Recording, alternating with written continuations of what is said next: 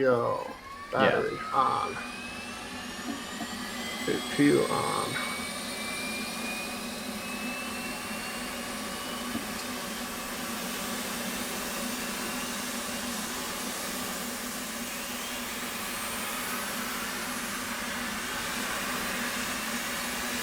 A little stick.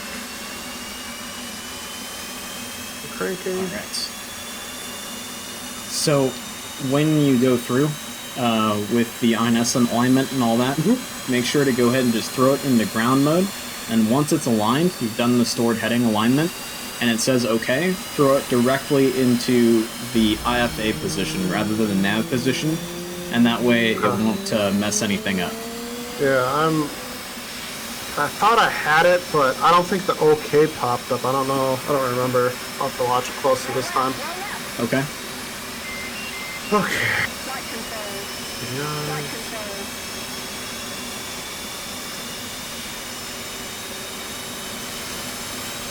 Start down here. Field, light. That's all good. All good. All that on. IFF on. ILS on. Make sure to uncage your standby ADI and your radar altimeter. Yep. I think I did that right. Right here. The little red tab's gone. Yeah. The little red tab's gone, and you've got a little red light on your radar altimeter. So on your look down by the bureau number. So where it says bureau number. And yep, that's right. Uncage that guy.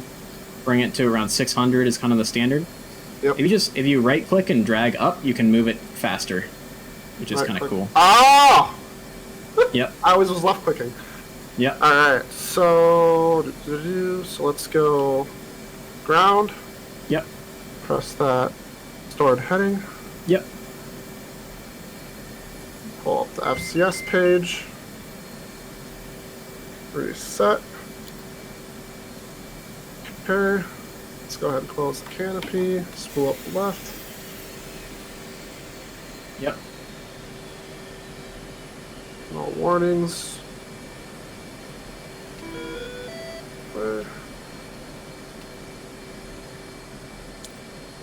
Alright, and you also want to make sure that you have your hook bypass set to field. So you got that already. Yep. And when you always want your anti-skid to on at an airfield and off on a aircraft carrier. Okay. And flaps to half rather than full for takeoff. Okay, I did not know that. I always keep them at full. That's why I balloon so much after takeoff. Yep, that would be why. Okay. Yep, so that's good. My INS is almost aligned.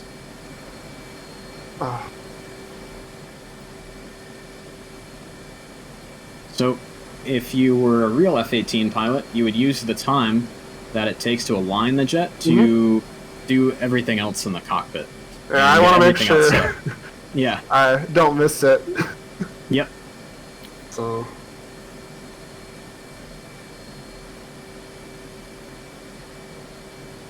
And even if it sits there in alignment mode when it's done, you know, it says OK, it can sit there for a while before you actually throw it over into IFA. You just want to make sure that you do throw it over into IFA before you move the jet. Gotcha. I don't... go ahead. Press that. Also make sure you have IFF and data link turned on. I believe I do... Oh, I did. There we go. Cool. And then data link. Channel, sorry. Okay, got the okay. So flip it over into IFA. Yep, and it should be good to go. We're good. Okay. So I think I went too early. It wasn't. I don't think I had the okay last time. Oh, that would do it. If that happens next time, just throw it back into ground align and realign the jet.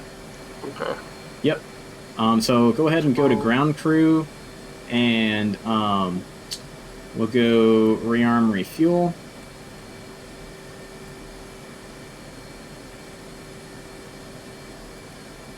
And we'll put Springfield 1-1. Overlord 1-1. Bra 056. We'll fly with a double ugly loadout today. At 30,000 cold. So we'll go for a fuel tank on Station 5 and Station 7. Okay. On Station 6 and 4, we'll put a AMRAAM and a targeting pod. Okay, so that's the AMRAAM's the B or C, 120. Either one, matter? doesn't matter. Either one, okay. Charlie's a newer, better version. Okay. Alright. Alright, for Station 3, when we do a double ugly loadout, we usually want to have a 1,000-pound class weapon opposite of the fuel tank to help balance things out. So that's going to be like a GBU-16. So go ahead and throw a GBU-16 on Station 3. On. And then for Station 8, why don't we go ahead and throw a AGM-65 Echo on there. Okay. And then for Station 2, let's go ahead and go 2 times GBU-38. 38, some nice JDAMs. Yep, and then for Stations 1 and 9er, let's go ahead and just put AIM-9 X-rays on there. Okay. Hit OK, and they'll start loading up our jet for us. Copy. Have you ever taken off with a double ugly loadout before? No, this is new, so... Okay, so it's definitely different. Okay. And I will walk you through it. So on your left DDI, instead of the HUD repeater, we want to have the ADI page up. ADI, okay, gotcha. And then on the ADI page, we want to have INS boxed. Okay. Oh, and if you want to get rid of that white text on the left side of your screen, hit the tab key. Over here? Oh, you like cut out for a second there. Oh, yeah, if you want to get rid of that white text on the left side of the screen, hit the tab key. Oh, thank you. Yeah, no problem. I know that's annoying. And so my rearming is complete, but now what we need to do is have your FCS page on your right DDI. And so, see where it says stabs for your horizontal stabilizers? We've got a heavy loadout. So go ahead and bring some nose up trim until that stab reads 19.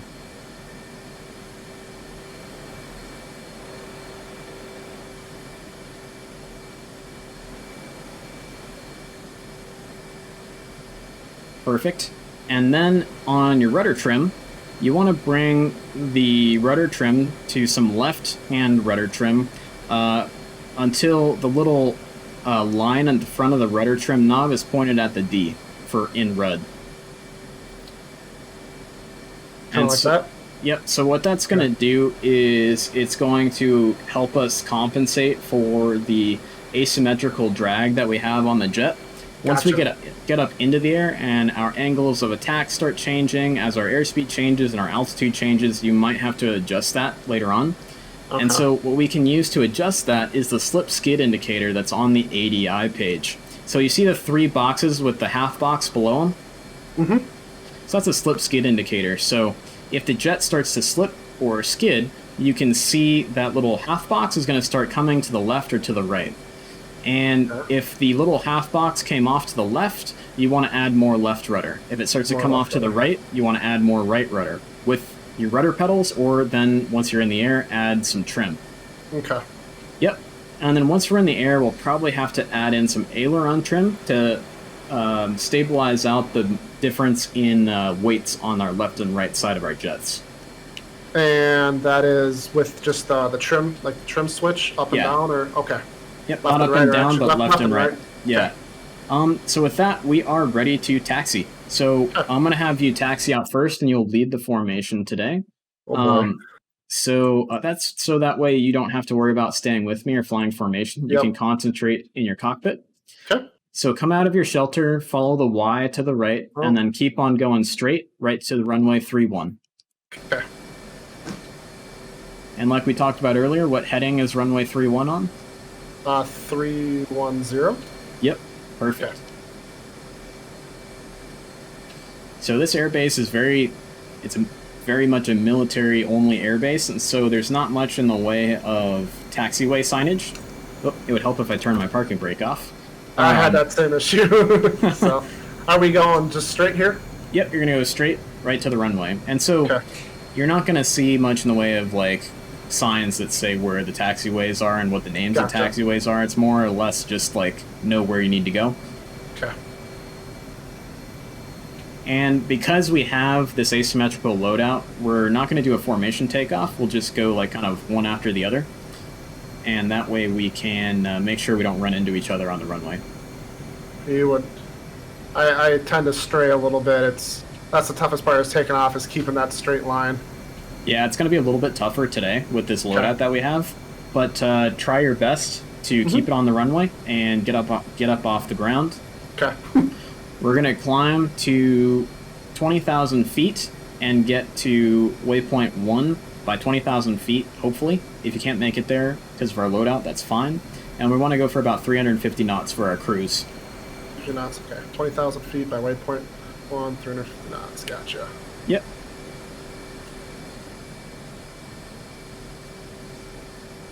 And you go ahead and bring your FLIR pod switch to the standby position so that way it's ready to turn Gotcha. on.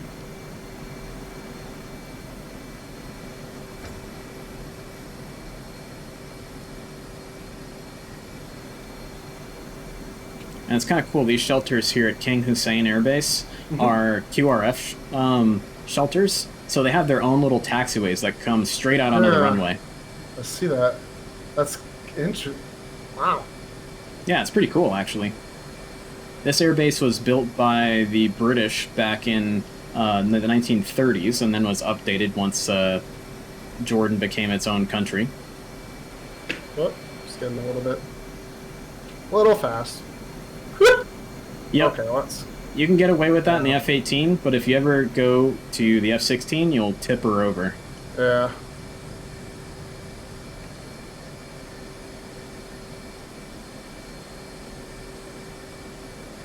Okay, so 3-1, 3-1-0. Okay. Got Makes it. sense, right? That makes sense now. I wasn't just saying things. Alright, go for it whenever you're ready. Wind up here. Stop. Power up. Brakes off. And here we go. Oh yeah, Nice. this is, I can tell already. Oh boy. You got it. I got this. And rotate. Gear up. Flaps up. And up we go. Nice job, dude. That wasn't bad at all. This is definitely, this feels weird. Wow. Alright. Some aileron trim to the left. Alright. Right. And then with this weird loadout, just climb out at about, 7.5 degrees nose up or so. Gotcha. Okay. Yeah. It's a little less than 15. Yeah. A little bit. Okay. Also, So we're just keep going in mind for that when you're flying as flight lead, like you are now, make it easy for me to stay with you rather than Okay. making it hard for me. Yep, I got auto throttles on at 350. Perfect. You're good to go there. Alright, now that we're out of the airport environment, we want to have our radar page up on our right DDI and our EW page up on our left DDI. Okay, done. Air to air or air to ground? Air to air. Air to air, gotcha. So we want to be in navigation master mode, but with our radar turned on. Okay. Navigation. Navigation master mode. Okay. Cool, cool. Slow, I'm gonna speed it up a little bit here.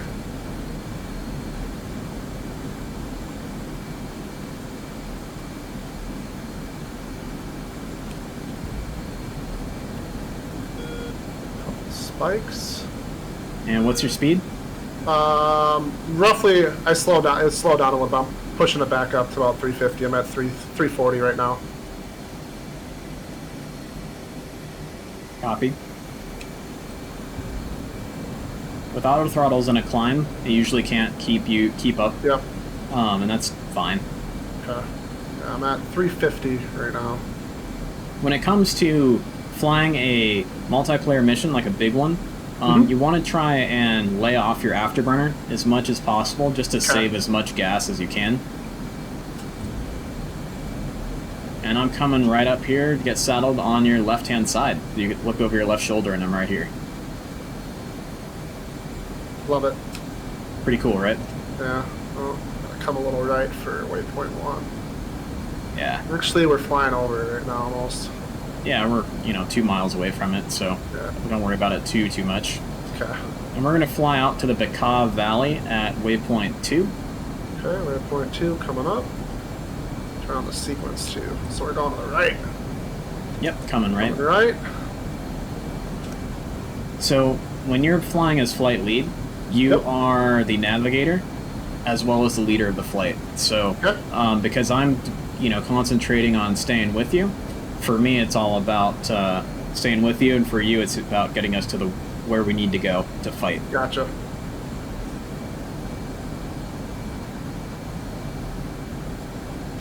Isn't this map pretty? Like, this map is awesome. Like, yeah. This is the first time I've flown on. I'm loving it. It's huge. I didn't realize how big it was. It's massive. It's a huge map. I think it's the biggest in DCS by a long shot.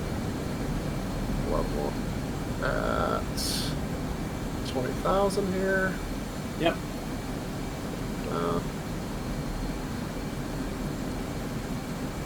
So, a little too much. When you're flying flight lead, just give little prompts to your wingman. Say, hey, I'm leveling off now. Okay. And, or, okay, turn into waypoint 2, heading XYZ. All right, turning now. All right, rolling out. That kind of stuff just helps your wingman kind of stay with you a little bit easier. Gotcha. Level off, coming back on the throttle, so 350. Yep. Throw on autopilot, make it a lot easier for me. There we go, and auto throttle's on at 350. Nice. Good job, dude. All right, let's go ahead and get our targeting pod turned on and make sure that's all good to go. Clear. Select.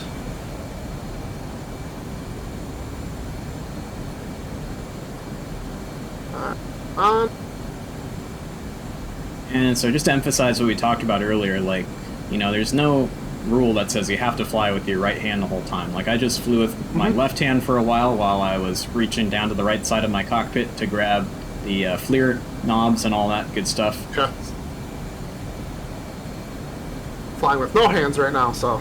Yeah, there you go. Look, Ma, no hands. Okay, so targeting pod is up. Now, when you got the pod on, you got it up, and it's still the blank screen, how do you get it to show the picture of the pod? Select VVSLV for Velocity Vector Slave. Gotcha. Okay. Yep. And then once you're there, we'll just continue flying out and just practice flying together until waypoint 2, and then we'll hit waypoint 3, which will be in the Baka Valley area. Then we'll start to get ready to drop some weapons.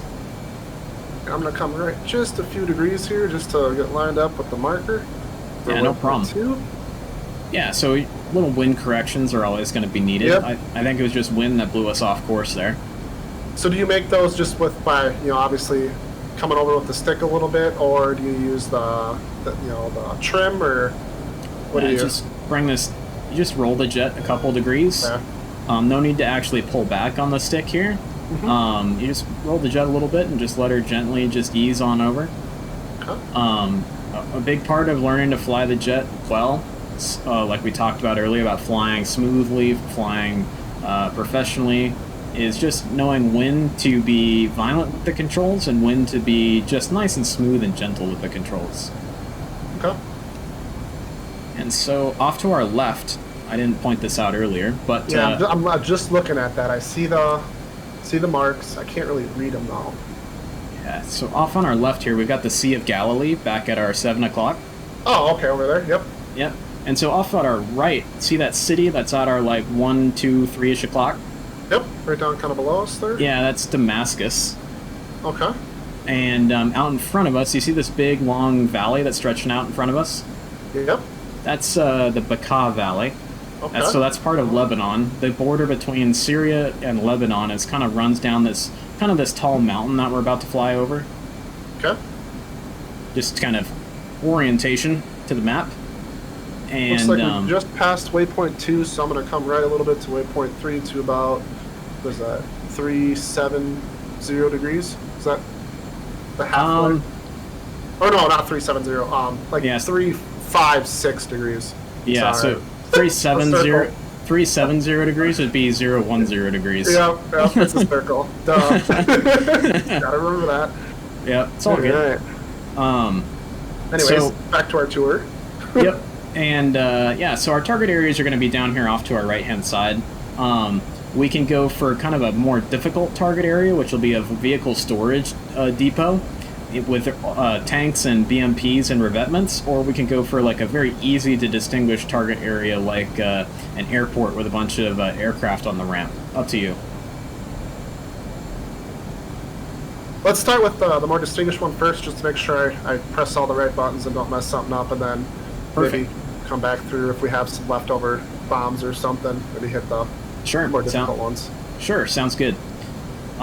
So when you are kind of in as the pilot in your jet, if you're not giving CAS and the guys on the ground need a specific weapon, like right now, then go through kind of a logical way to expend your weapons in terms of the weight and balance for your jet. We're already off balance with this loadout. So for me, if it were me, I would probably get rid of this GBU-16 first, or the GBU-38s on our left side, and then save that Maverick for last. Because it's lighter and smaller? Yeah, exactly. Okay. Remember that even though that Maverick is lighter and smaller, though, it's further out towards our wingtip, and so that means it's applying a higher moment of force on our jet, and so it's like it weighs more because it's further out. Understandable. But it is kind of the lightest thing on our jet right now, so that I would do that one last. Looks like we're about 16 miles from waypoint 3. Perfect. And that'll give us a nice long run-in to waypoint 4. That's going to be Damascus International Airport. Oh, I see all the targets. There they are. Yeah, on the briefing page. Yep, okay. Yeah.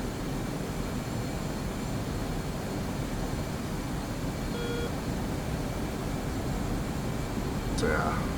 I've just been saddled up on you here the whole time, so good formation flying on my part today. Yeah, heck yeah, dude. Yeah. It's actually pretty awesome. It's pretty awesome to see. Last time I did something like this, I had an AI wingman trying to do a landing, and he crashed into me. I don't know if it was like a weird lag in the server or the game or what, but he crashed into me. Yeah. So. And I'm sure your experience right now is like so much better now that we have that off of that external drive. It's so smooth and crisp and everything. Like, it's so much better. Awesome. I'm glad to hear that. Alright. Alright, do you have your countermeasures turned on? Your raw gear? I was just looking at that. That's the one thing I'm kind of a little iffy on how to set up. Because every once in a while I'll set it up and I'll press the button and like all of them will expense. Yeah. So I don't know if I have the wrong button mapped or what. For your dispensers, I would just put them into bypass mode, and that way it will automatically dispense 2 flares per press of the flare button and 1 chaff per press of the chaff button. Okay. And then in our next lesson we can go more in depth on how to set up your own programs and how to set them up and why to set them up. Okay. Looks like we just flew over waypoint 3, so I'm going to come right here to waypoint 4. Yeah, we'll bypass waypoint 4, go direct to waypoint 5. Waypoint 5, alright. Push it up to waypoint 5 here. Yep. Make a nice, easy, gradual turn. I appreciate that, as your wingman. Since we got the space. Bump up. I forgot my bingo. I'm going to bump that up to 6,000. Perfect. Basically, is half usually good? I usually go for half of what I have. So there's 2 fuel states. There's Joker fuel state and Bingo fuel state. Okay. Joker would be kind of more like your half, and that would be like, okay, that this is the amount of fuel that we agree we're going to start heading home with, and Bingo is the amount of fuel that's like, okay, if I reach Bingo, I have to go home right now, or I'm going to run out of gas. Okay. Gotcha. Yeah. So I kind of usually put it to more of a Joker state, so like halfway. And then once I reach Joker, then I bring it down to Bingo, which is another half from there. Gotcha. Depending on, of course, how far we're flying away and stuff like that. For our flight here, we can get back with maybe 2,000 pounds of gas, no problem, if we're conservative. Cool. Alright, looks like we're going to be leveling out here at 132. Roger. Bringing the wing down, leveling out. Nice job. I really like it. Really like that smoothness. That's what I like to see. Alright. Time to designate waypoint 5 and bring our targeting pod down onto it. So now, do you put the targeting pod over the air-to-air radar, or do you put it over the EW? So targeting pod is usually going to be by default on the left-hand side in the F-18. Gotcha. I sometimes like to swap it over to the right-hand side, but it's really up to you. And then you definitely want to have your EW page up, because what if Sam pops up on us here and starts shooting at us, right? Yep. Also, if you really don't have enough screens to have your EW page up, you can go ahead and turn box HUD on the EW page and just put the popsicle sticks on your HUD. Sometimes that can get a little bit cluttery, and so just keep that in mind. We also here gonna come right just a smidge. All right. 133 roughly 132. Yep, no problem. And then when I'm in combat, I should have said this earlier, but I like to replace my HSI on my center bottom screen with the SA page. You can still manipulate your waypoints there and designate waypoints as targets, and it just makes it a lot better in terms of, you know, what am I trying to say? It makes it better in terms of just trying to keep track of what's going on around you. You can see your wingmen, you can see friendly jets, you can see SAM threat areas, bad guy jets, all that kind of stuff. Let's zoom in here quick.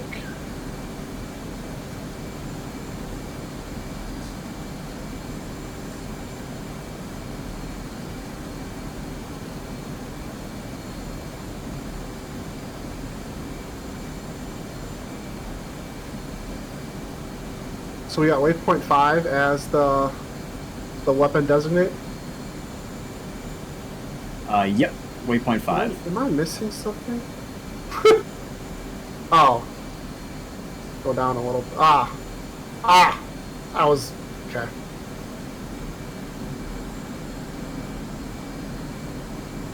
So, are we looking for anything specific, or? So it's Damascus International Airport. So there's going to be runway areas, and there's going to be apron areas with different targets on the apron areas for you to engage with.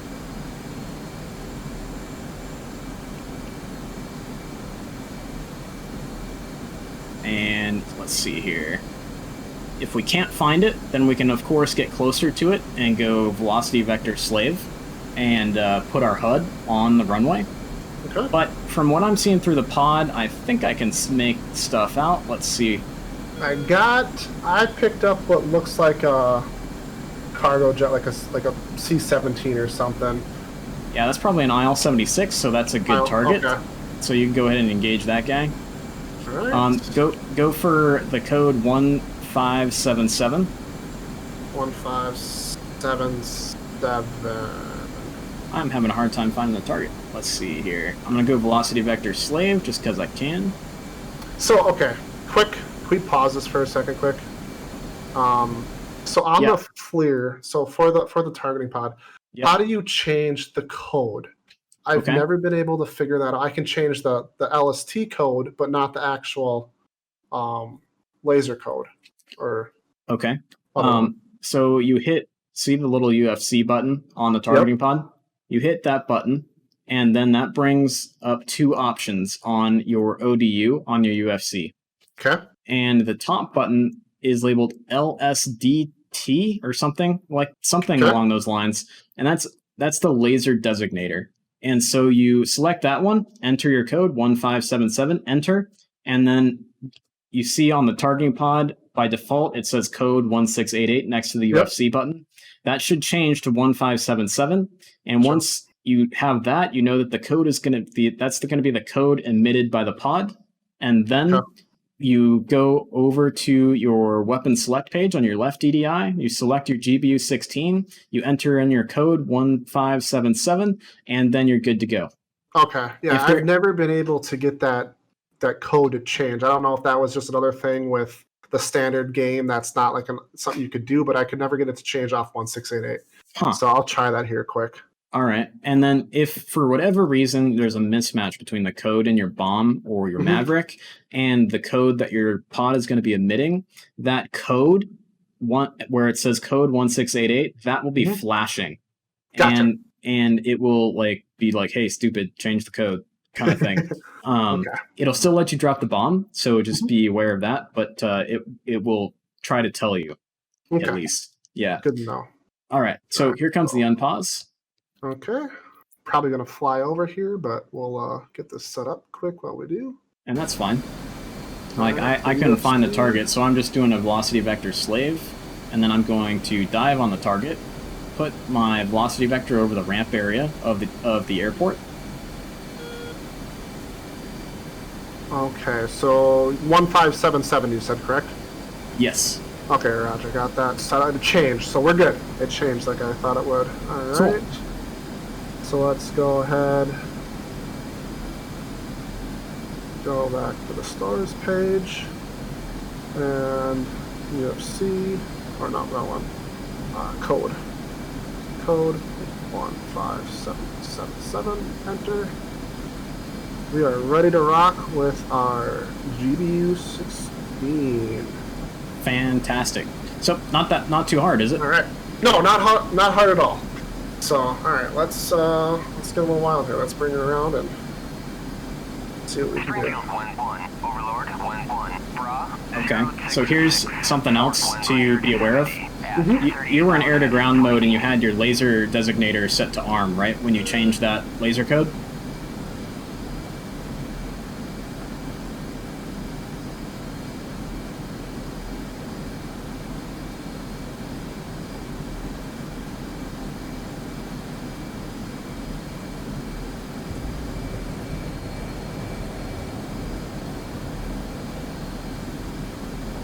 Alright, I'm right with you again.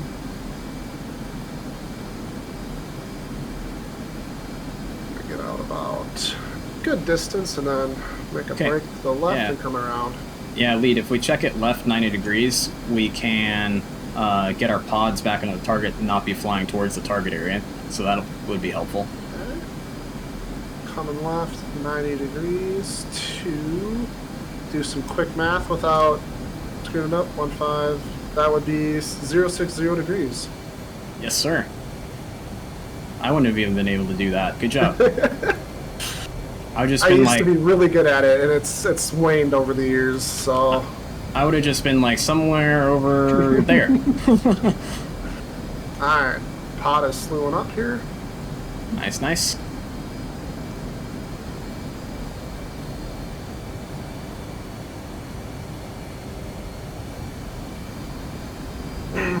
Okay. 060 degrees, leveling out. Alright. There we are. There's that big sucker. You're gonna die. Yeah, one last Ukrainian-built transport aircraft. Right? I'll select the trigger option there. And is there a way to see what your targeting pod is looking at through the HMD?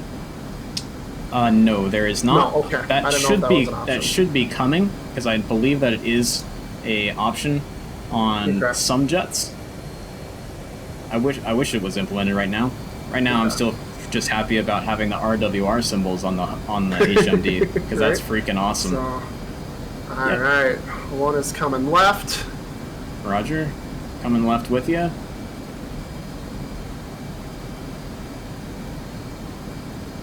Oh, so if I look through the HMD and it tells me the heading. Okay. Yeah, it tells you the heading where you're looking. 025. That's the airport, right? 025. Yeah. Right? Yeah. Yeah. From where I was just looking. Yeah, it's about 260, I think. Yeah. Okay. Yeah. I see it. Okay. Just want to make sure. So now, when you're doing a training mission like this, do you just leave it in auto throttle the whole time, 350, or do you bump it up and down, or? Well, since we're just kind of doing some lazy training, you can leave it. But ideally, what I like to tell people is if you're in a combat area, sometimes it's unrealistic in the Hornet, but you want to be above 400 knots. Sometimes in the Hornet, you kind of just gotta. Yeah, sometimes in the Hornet, you just gotta kind of be okay with being at 350 or above, because you know she's not super fast. Yep. So that's kind of my advice. Okay. Because we want to have plenty of get up and go in case somebody shoots a SAM at us or a MiG-21, you know, jumps us or something like that. Okay. You know. All right. All right. One running in. Yep, I'm running in as well. 4 seconds to release. All right, so you're going for the close. They're going for the close ramp. I'm going for the far ramp. Okay.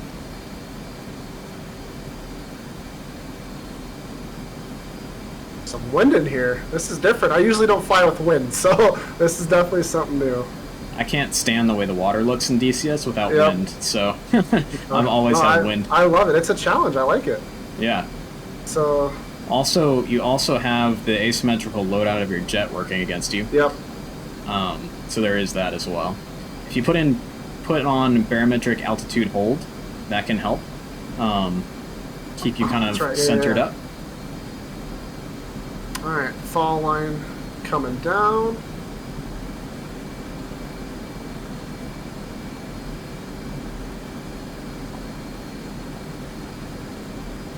And there goes your one weapon. away.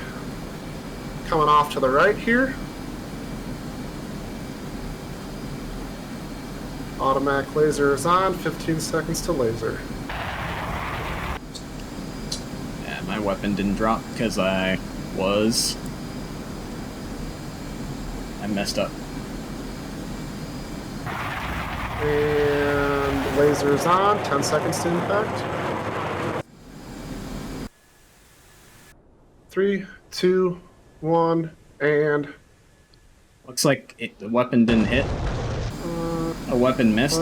I think it may have been because your code may have not been correct for the weapon.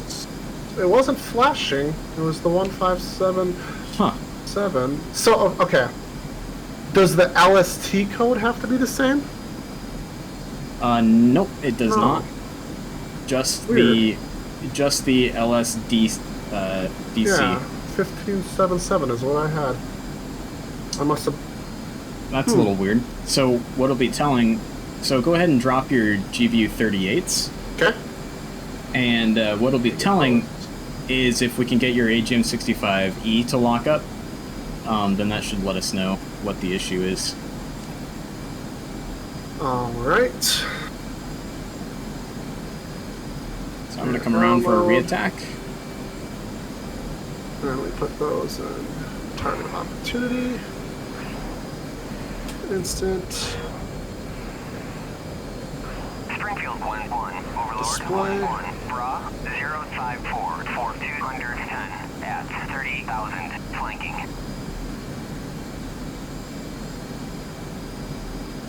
Mission. Alright. Yeah, and so with the pod, it's usually easiest to just have it in TOO mode. And of course, the weapon's got to spin up for you. Okay. One's coming left here. There we go. Now it's weapon away.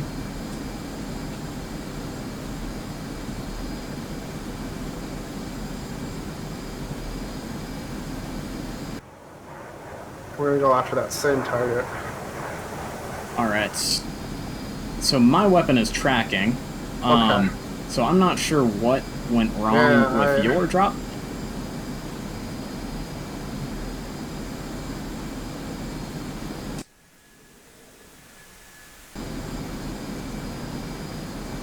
And shack. Okay.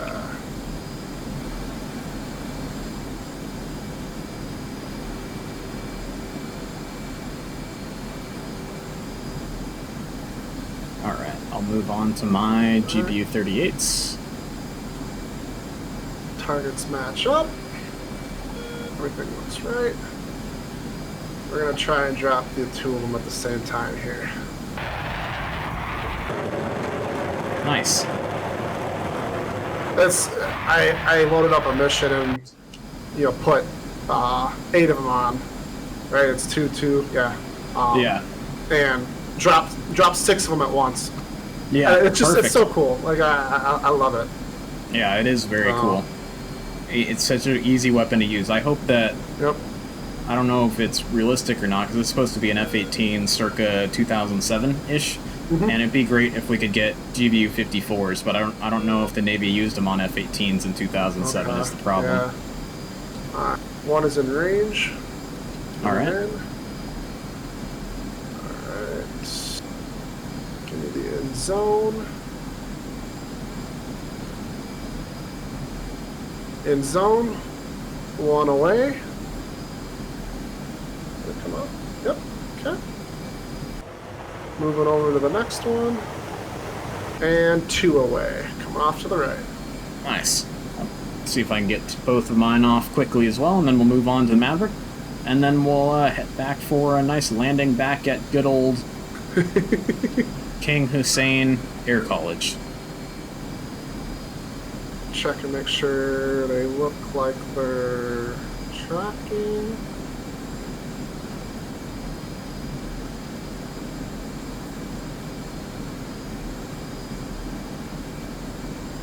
They're looking good so far. Have you looked on the... Have you ever looked on the HSI page while dropping JDAMs before? Yeah, where you can see like the circles, or are you Yeah, talking like the range circles? Yeah, exactly. There we go. 2 IL-76s shacked. Nice. Good job. I love JDAMs. Yeah, they're pretty darn cool. That's for sure.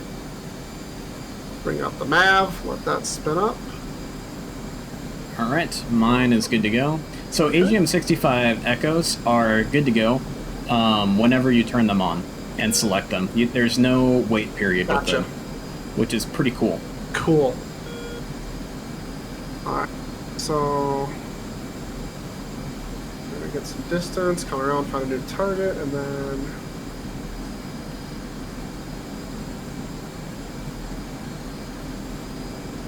And this was the Echo, correct? yes, sir. Okay, so this one we don't, it's the, you lock it up and you fire and forget kind of thing, right? Just so I... Yeah, you have to be lasing the entire time, just like with an LGB. All right, so I got 2 bombs away now. And so also make sure that as you're dropping these weapons, you're retrimming out the jet the whole time, just to make your job easier as the pilot. I've consistently been doing that, especially after I dropped those last 2. Okay, good. Just making sure. I appreciate All right, it. I've got both IL-76s in view of my pod, so this should be pretty cool. Nice. So that says 1577. That says 1577. Laser is armed. Trigger is selected. Yep. And there's 1 shack and 2 shacks. Perfect. Nice. Man, those were accurate today. Usually they're not that accurate for me. So yeah, so if you're in your dive and you see that your laser is not being tracked by your Maverick on the Maverick's page, just go around and we'll work some magic on your pod and in your jet to make sure that we get it to work. Because I have no idea if you had done everything right, your weapon, your GBU-16 should have tracked no problem. Yeah, I was weird when I don't know if it was like server lag or what, but when I was, rolling in and on approach, it would the time, time on target or the yeah. what is it, the as the fall line came down, it would like stop, and then it would go, and then it would stop, and then it would go. It was like kind of glitchy. It was weird. So I don't know if that was like server lag, because it'd be like 10 seconds. And then it hit 6 seconds, and then there was nothing there. It was like I flew over it almost. Huh. So I don't know if that was something or what, but it could have been, because it sure looked like your bomb went really long. Because if you were following that fall line and you were doing everything correctly, your bomb should land somewhere in the vicinity of your target. But yeah, it definitely looked like it went really long. So that's most likely what happened. One is in. All right. 10 seconds to maximum range, and let's. Oops.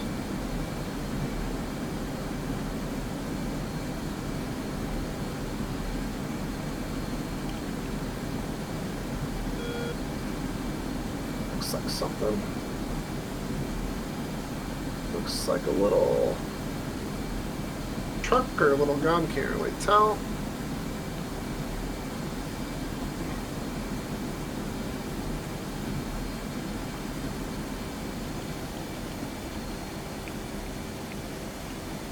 See, All right. I'm in range, but there's the X over the nav. Let's see here. I'm gonna put my jet into autopilot. I'm gonna look at your screen and see if I can help out here. Okay.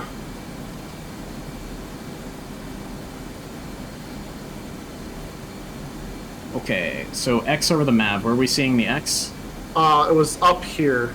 Okay. I had it uncaged. Yep, and now it's back. And that's fine. That should be good. Are those just bushes? Yeah, those are just bushes.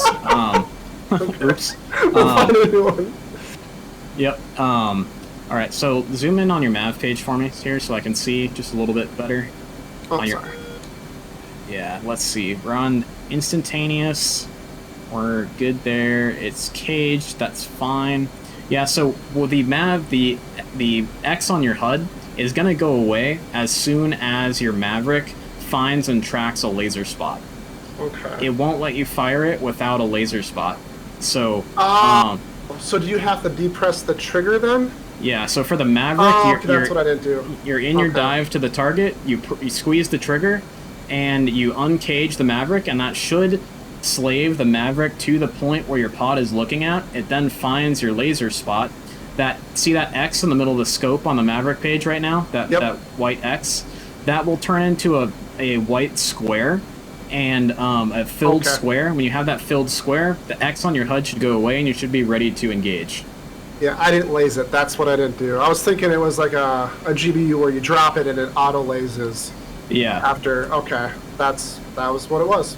For me, I don't really trust the auto laze too much, so I tend to squeeze the trigger with all of my... Yeah. That's, old school, I guess, if you want to use that terminology, but whatever. Okay. Well, fair enough. I didn't know the auto lasing was a thing until like last week, so. Yeah. I don't know if you've noticed, but the animations for the pilot in the mirror is a lot nicer now than it was last. I know. I saw that. I always fly with them up just because, I don't know. Just performance-wise? Just performance-wise, yeah. I'm not like looking in the mirror to see what's behind me, so. Yeah, I'm not either, and you really shouldn't be. It's more for like situational awareness when you're flying in formation or when you're on the ground, things like that. It's not like we're driving a car or something on the highway. If somebody's right behind us, we got a problem. Yeah. All right, code is good. Find a new target. I gotta fix my zoom too. I have it to an axis command, and it's either zoomed all the way in or zoomed all the way out, and that's just not working right now. Well, I can fix that for you really quickly. Yeah.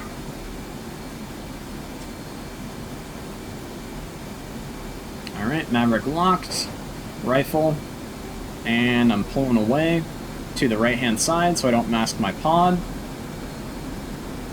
And that is going to be a dead Syrian fitter in just a second.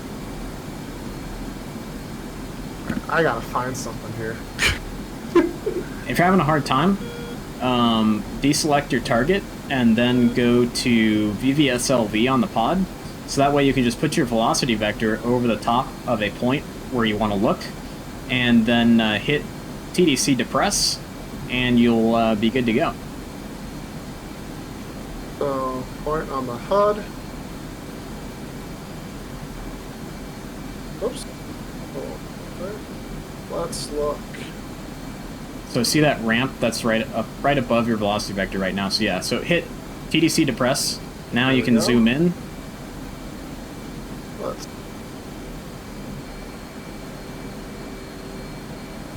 level here.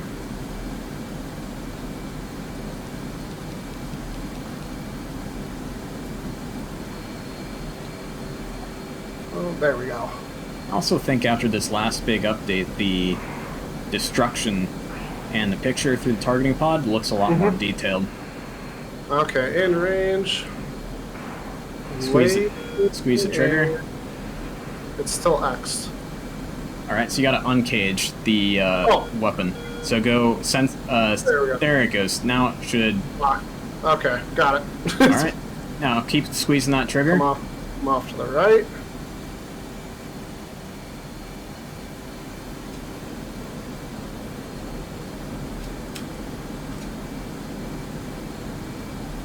Zoom all the way out.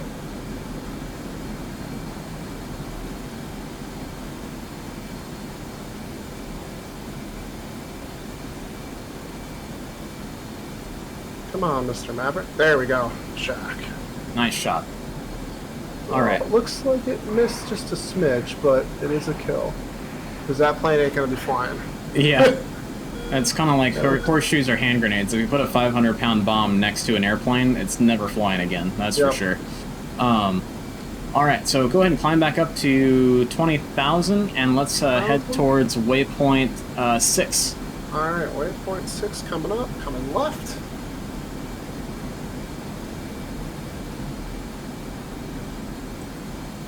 Speed check.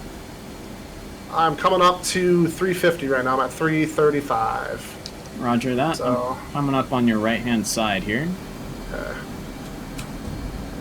Right-hand side, just so I can find you. There you are. Coming left, nice and gentle.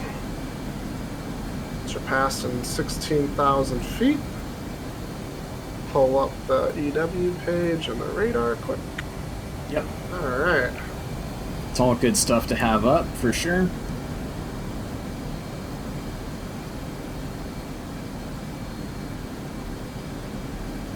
So I don't know how you did this, but it appears... Oh, never mind. Am I missing something? It looked like it looked like you were missing your right-hand drop tank. And okay. What was really weird, and I think it kind of lends credence to maybe there was like a hiccup with the server, is it looked like when you dropped that GBU-16 that went long, it looked like you dropped 2 bombs to me on my screen. So I think something definitely went a little wacky there. Went up to 20,000. Where are we at on the map? I gotta come left a little bit. So on the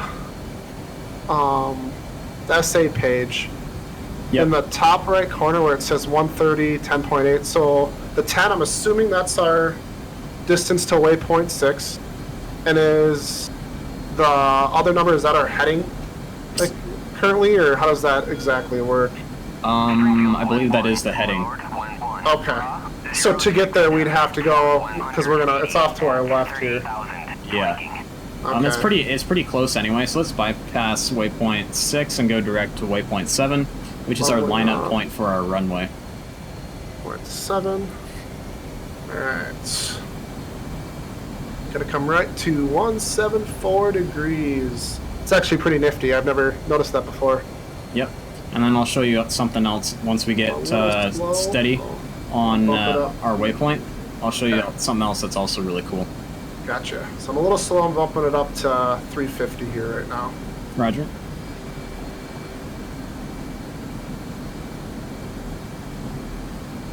And you can see it's not totally perfect. Like right now, it's like at 176.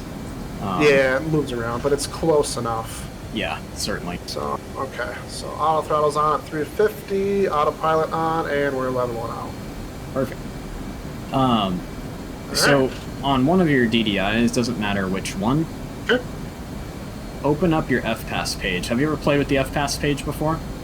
A little bit. I've looked at it. I know it kind of shows based off of how fast you're going, how far you can go, kind of like that, but I don't really understand all of it, so... Yeah.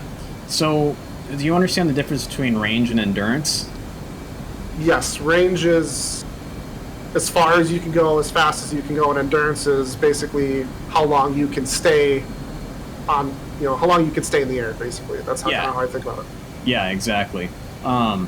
And so, yeah, that's exactly what it is. And so it's basically telling you what altitude you should fly at and what Mach you should fly at to get either your best range or your best endurance. Okay. For the best way to look at it, I think, in my opinion, is to look at the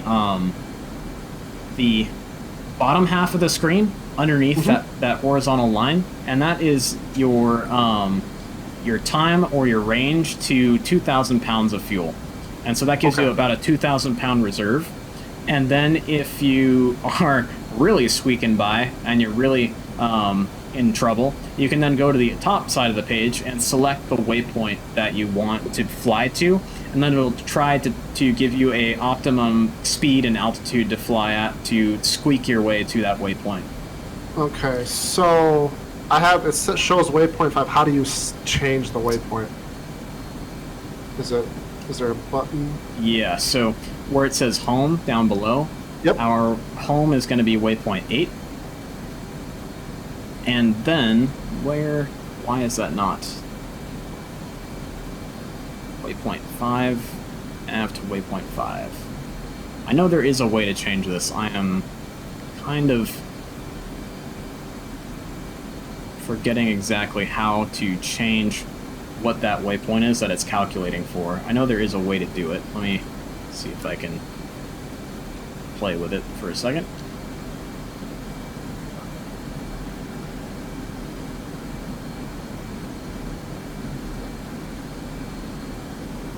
I think it's bugged. So the way it should work is when you select a waypoint and then you box waypoint on your HSI or on your SA page, that's the one it should be going for. But yeah. Okay. Anyway, so it's still super useful even without that. And then, have you set a course line on your HUD before? Never. Or on your HSI? Okay. So we've got a little bit of a ways to go before we get there. So we'll just wait a little bit. But essentially, the way it works is you want to have your HSI up on one of your screens, and then do you see on the bezel of the MPCD, that lower middle screen, you've got a knob that says heading and a knob that says course, CRS and HDG. So you want to press and hold the course knob, and then a little option called course select pops up on your ODU. You select that, and then you enter in a heading that you want the course line to be on. Okay. And so what we'll do is we'll enter a course line of 310 degrees on waypoint 8 as we get closer and closer to waypoint 7 here, so that way we can turn and intercept the course line that flies us directly into the runway on the correct heading. Does that make sense? Yeah, so punch it in now, or you want to wait we can wait a little bit. Okay. So let's go ahead and just start a gentle 5-degree descent coming down towards waypoint 7.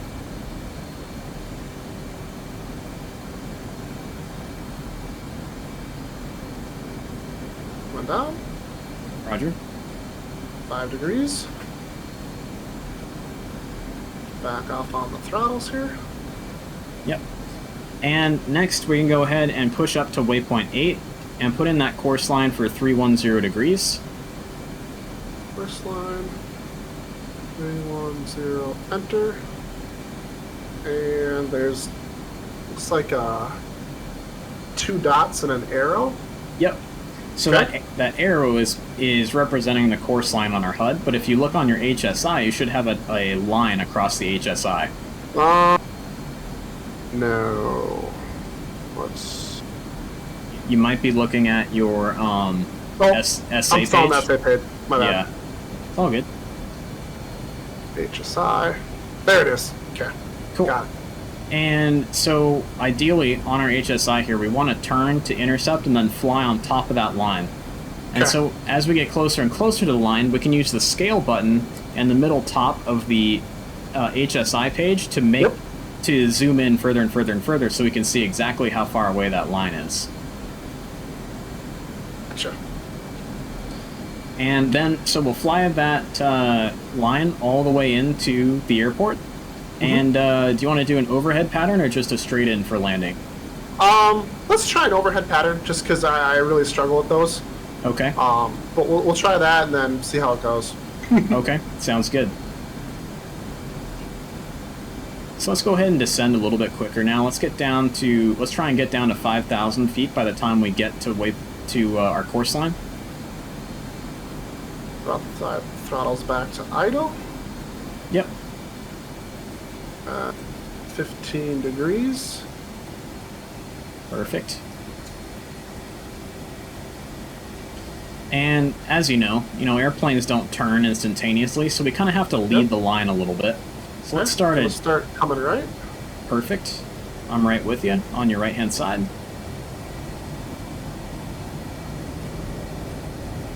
Coming down to 7,500. Perfect. And then level off the turn at 5,000. And up.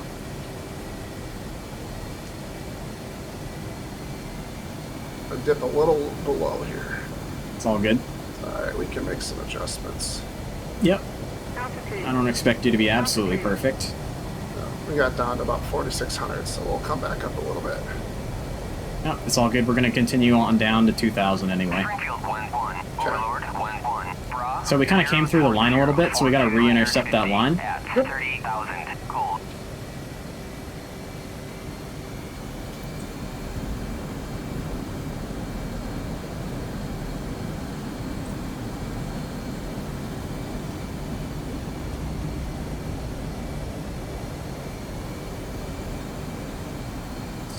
So I'd roll out about right here. A lot here. more looking than I'm used to doing, looking up, looking down, looking up.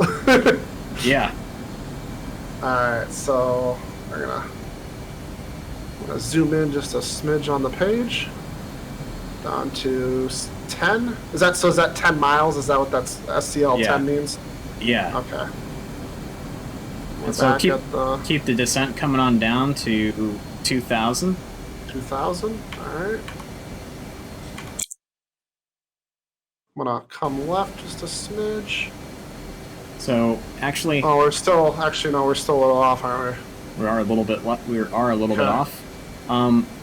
So never mind on that 3,000, or on that 2,000. So yep. Our field elevation is at 2,200. So we're gonna go for a radar elevation of 800. 800 feet. So switch to the radar.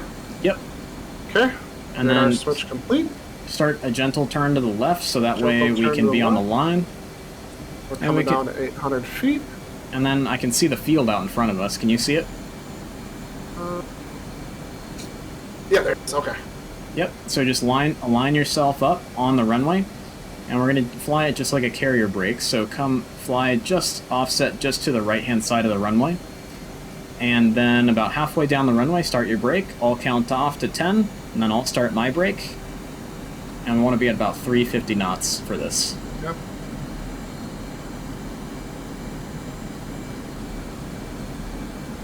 Shut off the auto throttles.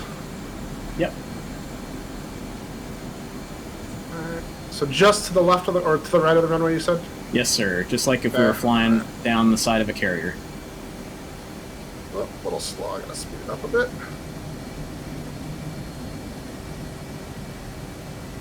Up a little bit more. Yep, you're good. I'm saddled on your right-hand side. And when you start the brake, just call on the radio. 1's in the brake. Is that halfway down the runway, roughly? Yep. Okay.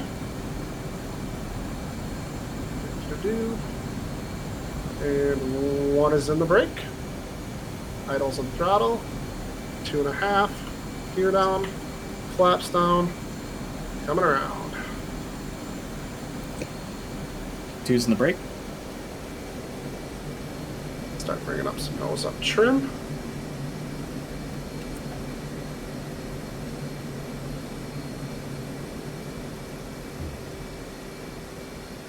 Power on.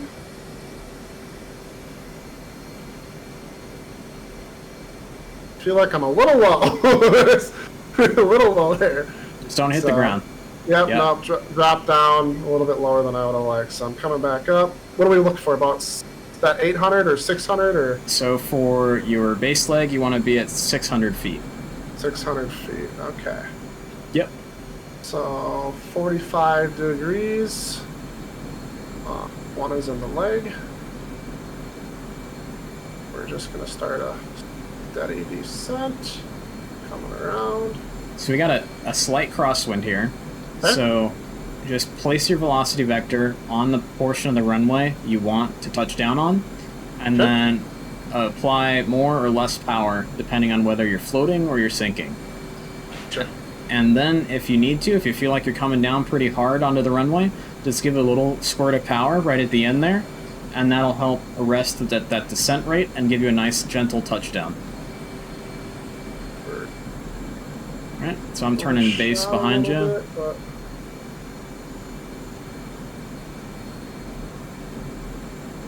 Little fast.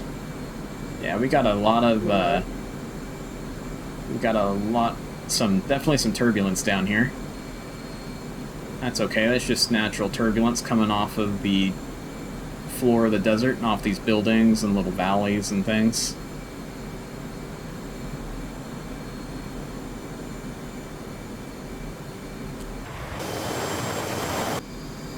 Looks good. Maybe a little hair fast, but looking really good.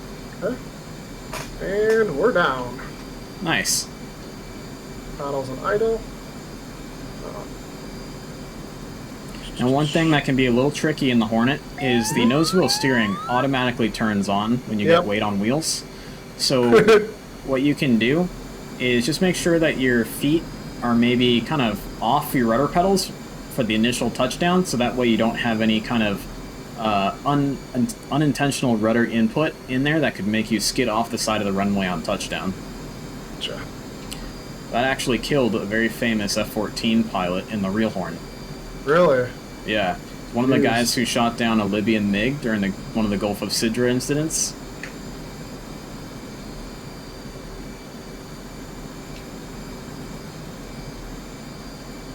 One is off. Right, 2's on very short final. Coming in. Alright, let's see if I remember where we came from. I think it was down, yeah, it was down that way. Yeah. Whew. Pretty good for a crosswind landing. That was probably, for being not doing that often, it was probably one of the better ones, but with the wind, that was, every time I'd kind of let off the brakes a little bit, it'd slide to the left.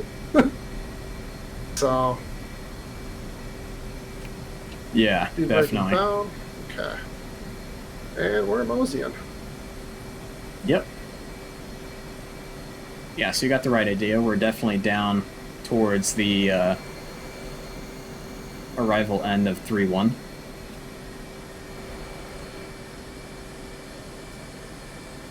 Yeah, I think I was a little fast towards the end there, and I've either had too much trim or too little, because my nose kind of masked the vector there towards the end, and I couldn't really see the runway, so I kind of just closed my eyes and hoped for the best. So that usually means your nose is up too high. Too high, okay. So what you probably were at was maybe a little slow, and by the end there, you started off the approach a little fast, so you may have overcompensated, ended up a little slow with a little nose high, and so if you had just kind of dampened that out a little bit and gone for just a hair faster and a little less nose up trim, you would have been fine. What do we what do you look for in the Hornet for on speed approach? You want to have your velocity vector in the E bracket, of course, and usually with a really light Hornet, say no loadout at all with low fuel, probably about 130 knots. And then if you add a little bit more weight to that, you want to be at about 135. For our loadout today, with 2 empty tanks and pretty empty internal fuel, it's about 140. Then if you're bringing back some stores, maybe about 145. Okay, I think I went the wrong way here. Yeah, because I was at like 155, so I was fast. Yeah, so you went back to the runway, but that's okay, man. I did. We'll go ahead and end it here. We've been at this for a while now. Yeah, no, this is damn. I hope it was helpful. Incredible, absolutely incredible. I'm definitely gonna start practicing a lot of this and making sure I commit it to memory. So Awesome. Cool, man. Well, thank you for supporting the channel. It's super appreciated. Yeah. And have an awesome rest of your night. you too, dude. I really appreciate it. Yeah, no problem. We'll see you later. Yep, thanks.